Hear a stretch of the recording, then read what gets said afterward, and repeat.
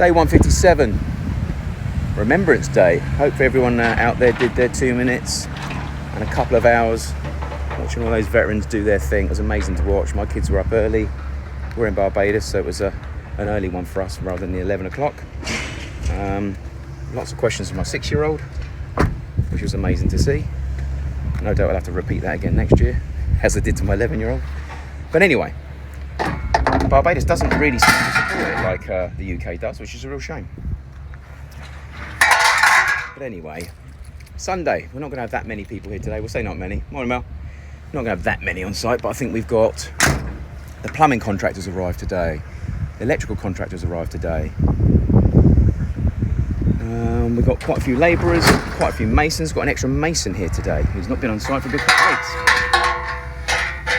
So there's people arriving that have not been here, which is good.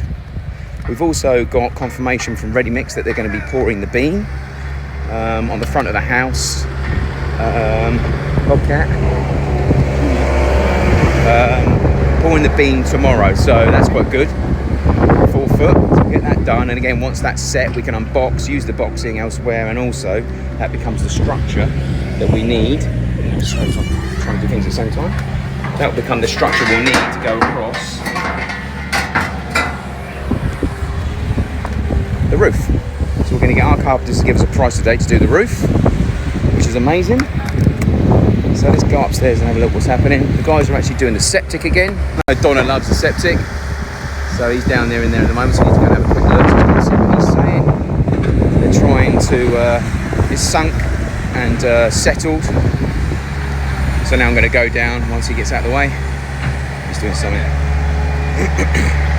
I'm going to go down and have a look at the septic itself and see where we are with it.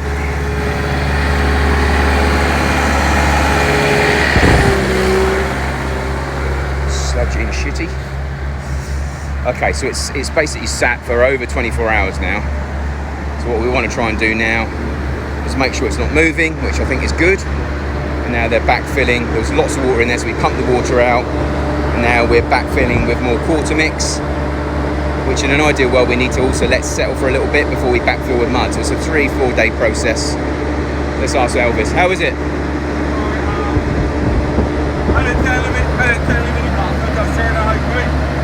Put some sand on top there. But when you put this board in the tray, and this board in this goes wet, and then dry out, it can't rock. Yeah, got to push it down. So you put a piece of sand on top of it, probably to about that much over the middle of the tank. Yeah. And then we'll leave that for 24 hours, and then we'll soil it. Right. Yeah? Good. Okay, so as you can see, the plumber put that in awkward. Yeah, definitely. So we got the quarter mix now going to go up a little bit higher. We pumped the water out. The water's still going to keep trying to come through, but hopefully the pressure pushing down will stop the water. Then we're going to put about a foot of sand all the way around and cover up to the top of these. So we'll cover the top of the tank probably by about 5 inches, 6 inches. Then we'll leave that for 24 hours, and then we'll put loads of soil on top of that to hope that the soil will start pushing down on the marl. We'll get the guy in the excavator to run over it and try and get it compacted down. And then we obviously, before that, need to make sure we go for the laborious task of trying to get these glued pipes out and connected up. And another one put in here, over to here, and then we've got to get the suckwell re-dug out again. So, more septic shenanigans, but it's looking like we've got a little bit of light through the end of the tunnel, thank bloody God. I also got them to put my straps around it as well, in case we ever needed to take it out. Bloody lucky we did, we've had to take it out about 10 times since. So, Bobcat putting more quarter mix in there. So that's the downside. You've got one of these at 200 an hour, you've got one of them at 150 an hour, and it's going on for bloody 3 weeks. So, Donna, you can do the maths on that. It's my brain every time I think about it. But anyway, so let's get away from there. Let's go up and have a look at what the lads are doing. Okay, so you got the lads mixing concrete because they forgot to do the beam last night. So they did the front beam, and the front beam extends over the 5'4" overhang.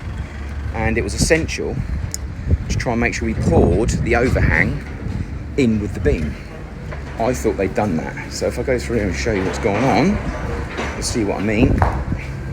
Morning, Rick. Yeah, sure. I'll be there. Your radio. Huh? You want the radio? Yeah, I'll work backwards. You get that? So here, like I said yesterday, you've actually got the side beam that connects into this beam. This beam runs all the way along the building, connecting to all of the columns, all the way along. And then at the other end, obviously it spits out the other side, connects into this beam, which needs to be poured, just to here. So there's 4 foot here and this is 2 foot here. But then at the front, morning Bristol, you got this beam here, which for some reason they forgot to pour. So that needed to be poured, T-junctioned into this beam, T-junctioned into that beam. So they've done here and here, but forgot to do here. So God knows why they did that. And that, as I've heard me explain before, is called a cold joint. So it's 2 pieces of concrete that have set at different times, and it doesn't matter how strong or how good a quality the concrete is, a cold concrete that is trying to bond with a wet, warm concrete doesn't work. So you have a cold joint regardless, which means that you create a weakness where water can penetrate. And that is one of the windiest, rainiest sides of the house. So of all of the places where you don't want that to happen, that is one of them. So not bloody ideal. So what they normally would do is take the boxing off, can go back a little bit, and then re-cement on it, which I don't think they've done, obviously, because the box is still there. So anyway, not an absolute disaster, but certainly not ideal. The other thing we've got, that we've actually got a company called Ready Mix on the island, that are renowned for probably being the best concrete provider. They're going to be providing the concrete tomorrow on a pump to pour that. So today we need to make sure that's 100% safe and strong and stable. And then we've also got to make sure that this scaffolding is good, because the guys are going to be on pumps up there pumping that, vibrating and pumping the whole thing. We're going to pull that separate because it's such a massive weight. We want to make sure that goes in on its own, sets on its own. That also becomes the structure that will support the above slab that's also going to come out this way by 5.5 feet, nearly 6 feet. And obviously the roof's going to go that way. So if we pull the whole thing at one lump, it's a lot of concrete, a lot of weight, and no support apart from obviously what we built. Whereas we pour it first, it does create a cold joint underneath the roof, but the chances of water getting through is quite slim. And it also means that this lands up becoming a support mechanism that will support the roof that we're going to land up pouring. So I'm getting that done tomorrow. That's going to be poured, that's going to set, and then hopefully Wednesday, Thursday, we're going to be looking at pouring above, but I think it's more likely going to be Monday, Tuesday, the week after, mainly because of the availability of the concrete companies, not us. So anyway, that's where we are with that. What else? We've got a lot of material coming tomorrow, another 100 lengths of 2x4, and we're going 20 feet as well, because this span is over 20 feet above me. So we want the carpenters tomorrow literally working on getting, obviously the formwork's going to be staying on here and this is going to be poured. We want the carpenters working on getting all of this boxed up here, so we can actually start on Tuesday or Wednesday, start coming across with all the formwork. So we need up here done with the beam, we need here done with the boxing, anywhere that can be blocked up. So over here, we need Ricky and his boys working on getting the blocks up here to height. On the other side over here, blocks to height. The back side over there, blocks to height. This corner here above the entrance into the house, blocks to height. The foyer on the other side, blocks to height. Everywhere that needs to be blocks to height, so it's then beam, box, pour. That's what this week's always going to be about. It's going to be about making sure that, like in here, we have got a roof on solid with stilts, so we're ready to pour. If the concrete company ring and say we've had a cancellation, we want to pour Wednesday, Thursday, Friday, I want us to be ready, because that seems to be how the island works. They book you in, and the chances are 90% of the time you've got to wait for that booking. But sometimes, like tomorrow, they've had a cancellation and they're now squeezing us in and we've got to pump and get it done. So I think we need to probably put a couple of extra, need to think about potentially some extra acros here just in case. I think it's better that it could be overkill than not. Certainly going to put our big beam to stress test, that's for sure. So yeah, that's it. So it's Sunday today. Today obviously it's finishing off that beam, making sure the front beam is good. They're digging out downstairs in the garage, which I'll show you actually. They're digging in the garage downstairs. They're trying to keep things going. As much as anything to do with the garage isn't essential at the moment, it's stuff that we need to do in order to try and move forward. So Obviously, we're not going to do anything with the garage concern because the logistics are coming in here. You can see, you know, juniors coming up and down here all the time. So once that is actually filled and backfilled, we can level all of this, and then we can really start concentrating on making sure that we get all the services into the ground here, electric, air conditioning, water, you name it. We can get all that into here, then we can marl all of it and get it to height, because we're going to be around about here in height all the way along. So there's probably a good 10-15 loads of marl that got to get delivered in order for us to get to height. All of this has got to be filled as well. This has got to be finished off. Box work's got to be done in here. So shed loads to do. The hallway we saw last week is starting to come along nicely. So we need to finish off the top, but they can't until blocks here are taken to height, blocks here are taken to height, blocks here are taken to height. This is all about pouring this so we can block up and come straight across. So we are nearly there. It's now block work. So let's see how it gets. Okay, 11:45. Ground looking very, very, very different here.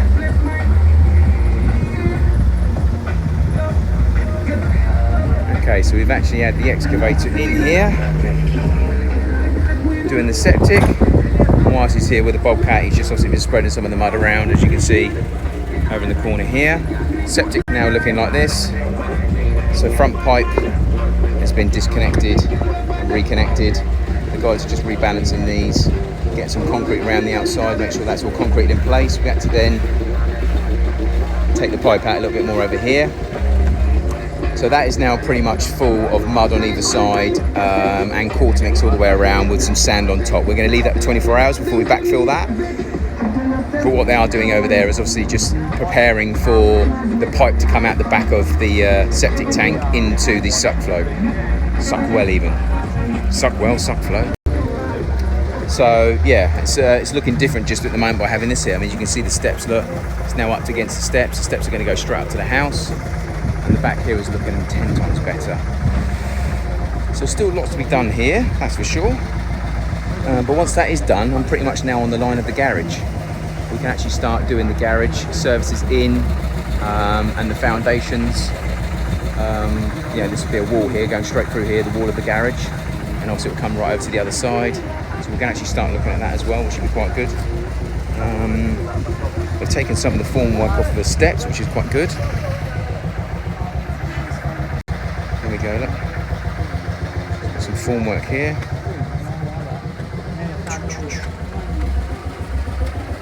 Coming out of the garage into the house itself. This is the hallway. So yeah, good. Electrician's upstairs, extending the actual conduits he needs. Guys are down here moving plasterboard for some reason. Plyboard even. So we've got that to go tomorrow. And as I said, tomorrow we are pouring the main beam of concrete tomorrow. So that's all going to be poured. Can't come soon enough. We also need to do this front beam as well, probably at the same time. So I'll find out about that. But anyway, that's going to be the big thing for tomorrow. So, progress being made. Good news. 5:20, just come back. Hi. From being off site for a while. Hi. Number 2 daughter. I know, I'm your number 1 daughter actually. How's it go? I said we just got here. This is, actually I'm not your number 2 daughter, I'm your number 1 daughter. You're number 1, are you? Hashtag number 1, hashtag the best. No, you're the second It's only about ages for me. Right, so what we got here? So, I'm the third daughter. guys have actually put the beam in. That's actually pushing against the concrete. Watch yourself on here, girls, right? Yeah. They put more sand down because obviously the beam is probably going to leak. My foot went on there. Careful. Wait. And there's obviously there's stilts now. Wherever they can actually put stilts against the concrete, it's got stilts. So here is obviously they put sand down so to catch the concrete when it drips out, if it drips out. And they've used my very expensive ply and some weights to put onto the floor here, which is awesome. Good idea. Stilts all the way along here. We've kept the actual the drainage batting in, if you like, all the way around. We've kept that in, so they've used that to screw in again to push up against. There was meant to be scaffolding on the inside. I would say we need to put more scaffolding up tomorrow, that's for sure. The guys on the pumps are going to need more scaffolding in here. Damn, is that what they got? One piece there, one piece there, one piece there, and they need that all the way around. So we're going to have to jump on that first thing in the morning. What have we got here?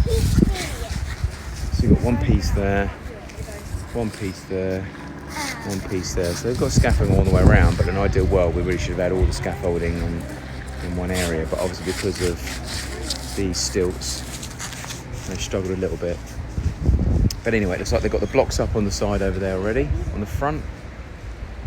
It looks like that's what they've been doing today. So the blocks themselves have been going around the very front of the house. So they've obviously taken some of the boxing off, and they have started putting the blocks up around. So we've got blocks coming out here, we've got blocks through here. Let's have a quick look through here. And they start putting blocks up there as well. So we've got the first course up. Can't see up there. Oh yeah, and there's a first course going through the front as well. So that's good news. This beam here has been unboxed even. And we need to put 3 rows of blocks on there as well tomorrow. So literally tomorrow is about blocking up anything being poured and unboxed. Going in and out of everything to try and see where I'm going. So in order to get the front done, they're going to need to unbox that as well. So nothing's been unboxed over here as far as I'm aware. Keep your wits about you, okay? Keep your wits about you. Be careful on there. Come under here. I'm stacking it my luck. So no blocks in here at the moment. Obviously they started the first 2 here, but that was the other day. And one thing that's actually been done as well is today, obviously we spent a bit of time filling off here, so you can now start seeing it come together with regards to the level that's going to be out here. So the septic tank has been left for now. The rear pipe and the suck well's got to be sorted. Pulled my palm tree out. I'm not too sure they're going to do anything with that because I think they left it too long, but if they'd got that in the ground straight away, that would have been fine. We've got to finish off the steps, got to finish off the backfill and the manhole covers. But the main thing tomorrow is getting that scaffolding all the way across the front of the beam. It's got to be all the way across one side. So we're going to have to dismount that and get it remounted. That's air holes downstairs. Daughter asking what the holes in the floor are.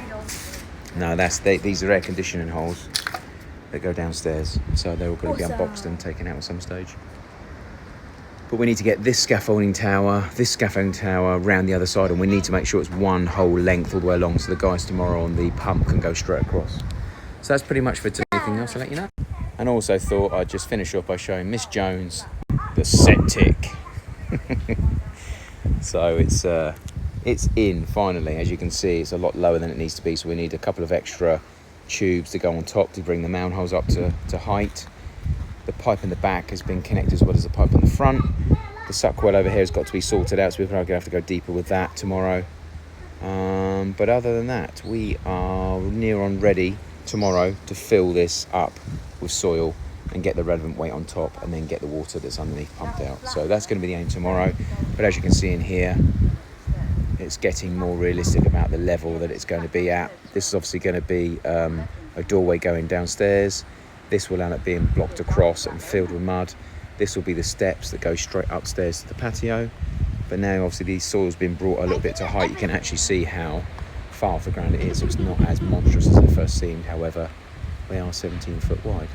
It looks really cool. It's really big. So palm tree was alive 2 weeks ago when I asked them to replant.